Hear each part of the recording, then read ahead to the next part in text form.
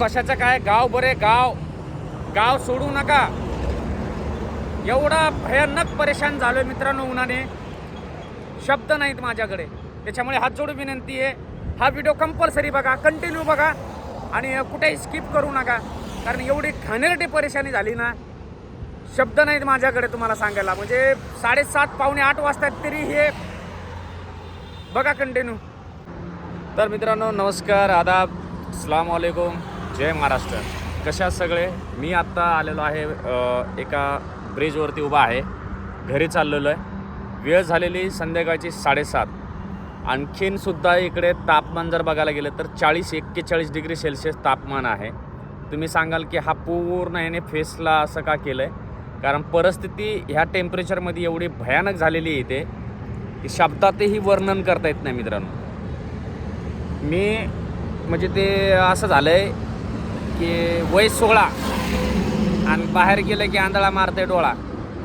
हे नाही जर लावलं ना, सेम परिस्थिती तशीच झालेली. तुम्हाला नवल वाटेल पण ही सत्य परिस्थिती आहे. दुपारचं टेम्परेचर 45च्या पुढे आणि 48च्या आतमध्ये टेम्परेचर आहे. तुम्हाला काही सीन दाखवतो म्हणजे तुमच्या लक्षात येईल.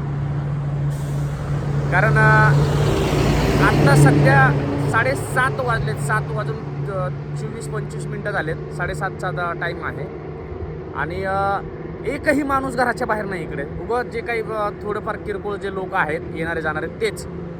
सगळ्यांच्या घराला कूलर बसवलेले आहेत आणि एवढी परिस्थिती भयानक आहे इकडं.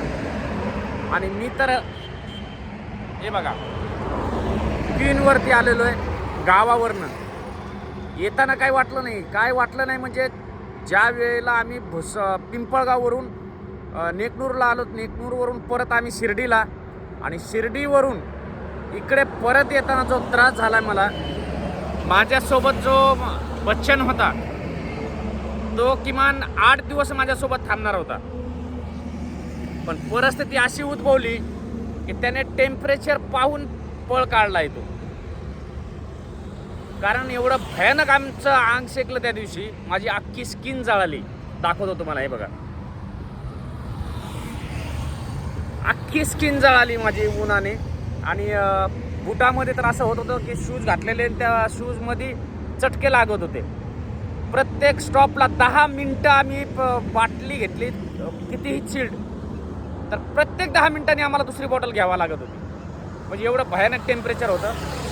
आणि आत्ताचं जे टेम्परेचर आहे त्या मानानं सर्वांना हात जोडून विनंती करतो आहे, हे पुढचे 10 ते 15 दिवस खूप अति भयानक जाणार आहेत.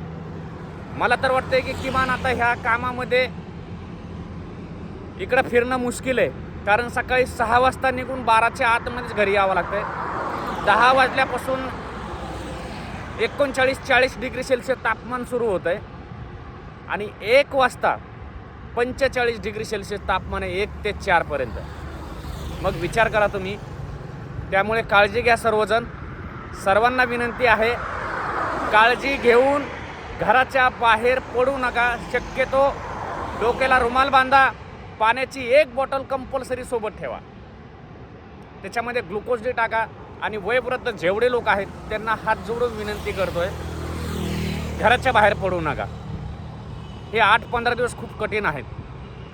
तुम्हाला दाखवत आता, हे बघा सीन कसा आहे. आत्ता ब्रिजवरती उभा आहे आणि ब्रिजवरती उभा आहे आणि आत्ता आपल्याला निघायचं आहे घरी.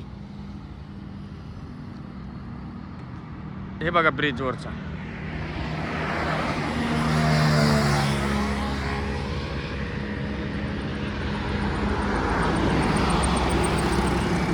त्या दिवशीचं तर मीटर आपण बघितलं होतं. आजचं बघा 1100 किलोमीटर वाढली आहे बुधवारपासून ते आत्तापर्यंत. त्यामुळे सांगितलेल्या गोष्टी लक्षात ठेवा.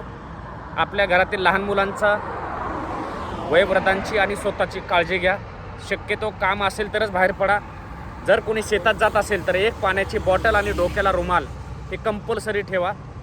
व्हिडिओ आवडला, व्हिडिओला लाईक करा. चॅनलवर नवीन असाल चॅनलला सबस्क्राईब करा. बेल आयकॉनला प्रेस करायला विसरू नका. लवकरच आपल्यासाठी काहीतरी एक मस्तपैकी धमाका घेऊन येतोय, ते सुद्धा पाहायला विसरू नका. बाय.